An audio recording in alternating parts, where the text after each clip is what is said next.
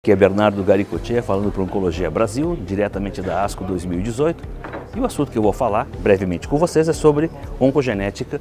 Que novidades o Congresso apresentou? Fundamentalmente o que se viu nesse Congresso, de resultado importante em oncogenética, foi a sedimentação de dados em populações com câncer. Quantos por cento das pessoas que têm câncer coloretal, ou câncer de endométrio, ou câncer uroterial apresentam de fato mutações germinativas, ou nasceram com mutações que predispõem a essa doença? Esse dado foi respondido através de diversos bancos de dados com um número enorme de pacientes que foram coletados no passar dos anos.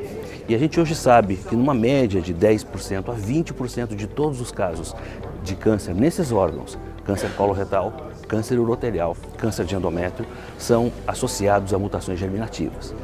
O que veio de novo desses dados, em primeiro lugar, o grande número de pacientes que têm essas mutações genéticas, em segundo lugar, que nem todas as mutações genéticas que nós conhecemos bem hoje são as responsáveis por esse número.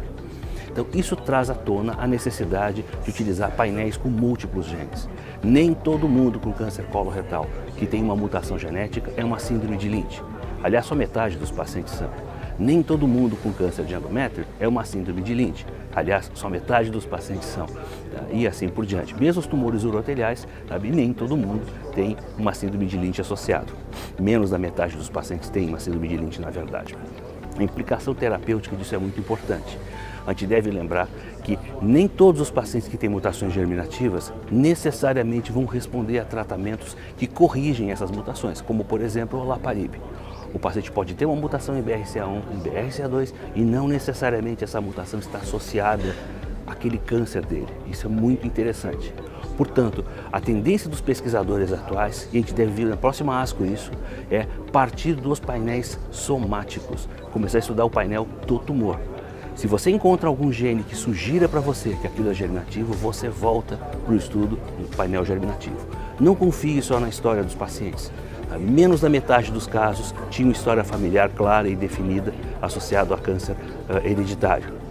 Os pacientes que tiveram mutações hereditárias, a maioria deles tinha uma idade superior àquela que a gente imagina que as pessoas com câncer hereditário têm. Portanto, não confie só em pacientes que têm câncer em idade jovem para pedir um teste genético. Finalmente, eu queria lembrar que na área de prevenção, esses testes germinativos, como ganharam um momento muito grande, eles estão ajudando tremendamente a modificar a maneira como a gente está fazendo o diagnóstico dos nossos pacientes com câncer.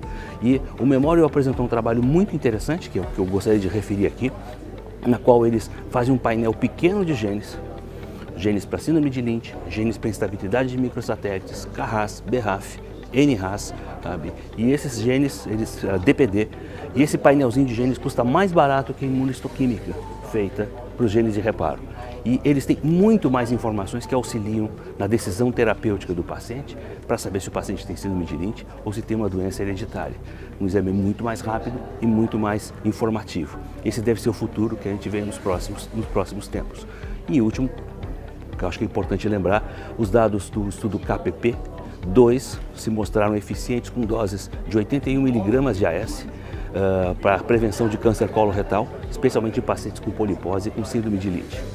Queria agradecer a todos vocês mais uma vez por estarem ouvindo essas minhas palavras aqui, e a oportunidade para estar falando com vocês. Muito obrigado.